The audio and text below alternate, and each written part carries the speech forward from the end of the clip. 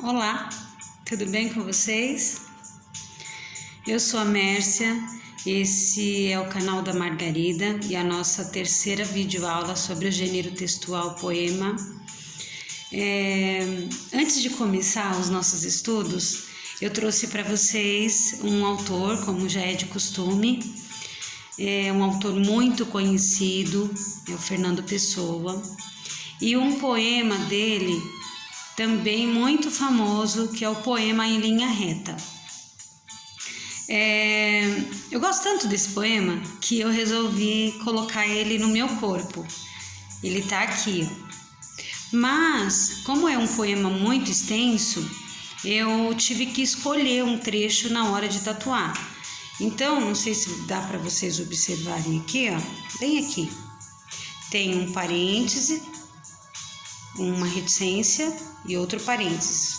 Quando aparecer esse símbolo no corpo das pessoas ou nos textos, isso indica que o texto não está na íntegra, é só um trechinho, tem mais coisa por ali, tá bom? Vou ler para vocês. Nunca conheci quem tivesse levado porrada. Todos os meus conhecidos têm sido campeões em tudo.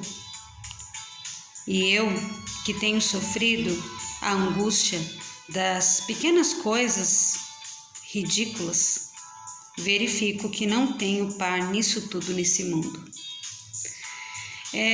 Fernando Pessoa, ele assumia muitos eus líricos.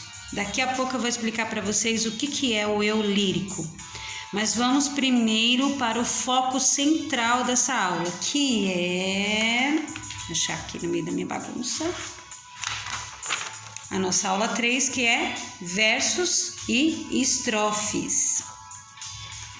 Querem que eu fale sobre o eu lírico, né? Antes de começar essa questão de versos e estrofes? Bem, o eu lírico é quando o autor assume uma personagem. Nem sempre aquilo que o autor está escrevendo, ele está vivendo.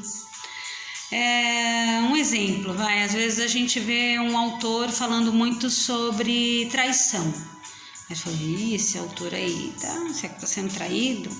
Não necessariamente, pode ser que sim, mas pode ser só uma licença poética. O que é essa licença poética? É quando o autor se coloca num lugar de alguém que esteja passando por aquela situação para ele escrever com mais propriedade.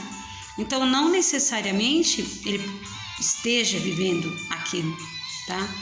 Existem autores, por exemplo, que falam com perfeição sobre experiências que só as mulheres têm. O parto, né? Dar à luz a um filho. Tem autores brasileiros que fazem isso com perfeição. Parece que eles tiveram um filho, deram à luz ao filho, de tão perfeito que eles falam, com tantos detalhes, né? Isso é o eu lírico, não necessariamente aquilo que o autor está escrevendo está passando pela peneirinha lá da verdade, né? Às vezes é apenas uma licença poética, onde ele se coloca no lugar de uma pessoa que vive aquilo e passa a sentir aquilo para escrever com bastante propriedade, tá bom? Com bastante riqueza de detalhes. E o que é verso, afinal, né? Vamos lá, eu trouxe para vocês aqui um exemplo de um poema do Olavo Bilac, já fiz algumas anotações aqui.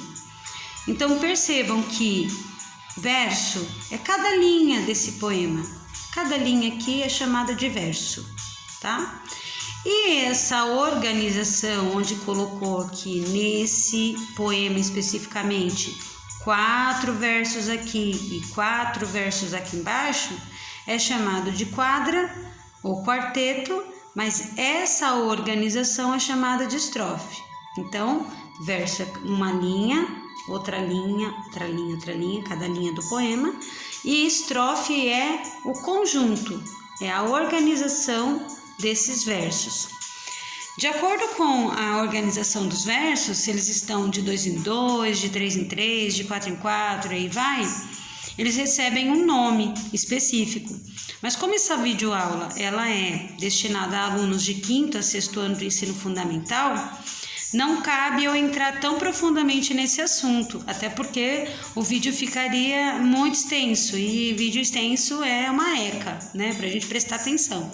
Então, se você tem um pouco mais de curiosidade sobre esse assunto, pesquise, porque obviamente essa videoaula está cheia de generalizações. Então, se você quiser saber um pouco mais profundamente sobre o assunto, vai pesquisar, certo? Vai ler. Bom, lembra que na primeira aula eu recitei um poema do Vinícius de Moraes? Que na verdade não é um poema, é um soneto. E aí eu fiquei de explicar depois qual a diferença de poema para soneto. Nesse texto aqui do Olavo Bilac, dá pra gente ver exatamente, olha. Percebe que aqui em cima os versos foram agrupados de 4 em 4 e aqui embaixo de 3 em 3. Soneto é isso, é quando os 2 primeiros versos são um quarteto e os 2 últimos versos são um terceto. Isso que é soneto, olha, tá rimando tudo. Essa sequência de poemas está me deixando muito poética. Vamos lá, as minhas anotações.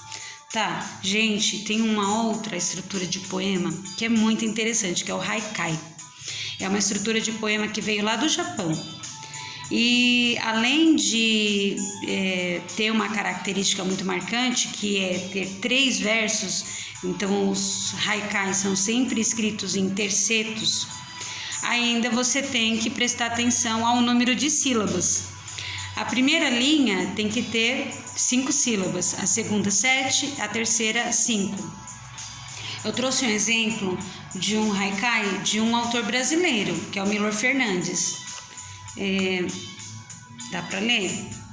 Na poça da rua, o vira-lata lambe a lua. Percebe que apesar de ser bem pequenininho, bem sucinto, dá pra gente até imaginar a cena? Essa é a ideia do haikai. Transmitir o maior número de informações usando o menor número de palavras. E aí que assim, quando a gente vai escrever um poema, já é uma dificuldade danada, porque falar sobre os nossos sentimentos, escolher palavras que traduzem esses sentimentos, que representem esses sentimentos, já é uma dificuldade bem grande. Imagina você ter que se preocupar com as palavras que vão decodificar o que você sente e ainda a quantidade delas, porque parece que uma coisa não combina com a outra. Quando a gente vai falar de sentimento, um erro frequente que a gente comete é falar muito, falar demais. Talvez porque a gente fique tentando entender. E o haikai, ele interrompe isso. Você tem que escrever com o menor número de palavras e ainda expressar a maior quantidade de poesia possível. Não sei se deu para vocês verem, mas o Milor Fernandes não respeitou aquela regra que eu disse das 5 sílabas aqui e as 7 e as 5 sílabas abaixo. Isso porque a língua está sempre, a língua no geral, não só a portuguesa, né? Ela está sempre em modificação. Mas, apesar de alguns autores não levarem essa questão das sílabas tão a sério, principalmente aqui no Brasil, eles conservam, sim, na hora de escrever, a característica principal do haikai, que são as 3 frases, tá bem? Nossa videoaula está chegando ao fim e agora chegou a vez da tarefa de vocês. Tá dizendo? Tá tudo rimando? E não é por querer não, gente. Olha, eu fiz um exemplo aqui de uma folha de caderno, uma suposta folha de caderno. O que vocês vão colocar? Vocês vão escrever qual é o assunto que a gente está estudando, qual é a etapa, que é a aula 3, e vocês vão colocar qual a característica do gênero que a gente está aprendendo, que são os versos e estrofes. E embaixo, o título do seu poema, que é o lugar onde eu vivo. Entre aspas, entre parênteses, no período do isolamento social, que é um grande desafio, Porque quando a gente fala o lugar em que eu vivo, a gente pensa casa, rua, bairro, cidade, viagens, shoppings, comércio, tudo que a gente não pode fazer, né, durante o isolamento social. Então, a gente vai se restringir a nossa casa, nosso quintal e as nossas poucas idas em alguns lugares públicos por necessidade. Mas dá para sentir bastante coisa nesses lugares também. Então, quando você for escrever, não esquece que é um quarteto ou uma quadra, ou seja, 4 versos, 4 linhas dos seus sentimentos. E aí você vai aproveitar para colocar em prática tudo que a gente estudou aqui, na primeira, na segunda e nessa terceira aula. Então, primeiro, você vai pensar em algo que representa poesia, ou seja, que tenha valor e caráter sentimental para você. Você vai colocar em prática a questão da rima, mas cuidado para não colocar demais, para o poema não ficar cansativo, enjoativo. E você vai agrupar eles num quarteto, como a gente aprendeu hoje, que é a forma mais comum de fazer poema, principalmente aqui no nosso país, mas que não é a única, ok? Depois que vocês fizerem a atividade, mandem a foto para o seu professor, para ele ficar bem feliz, tá certo? Ficamos por aqui e até a próxima aula sobre poema. Beijão!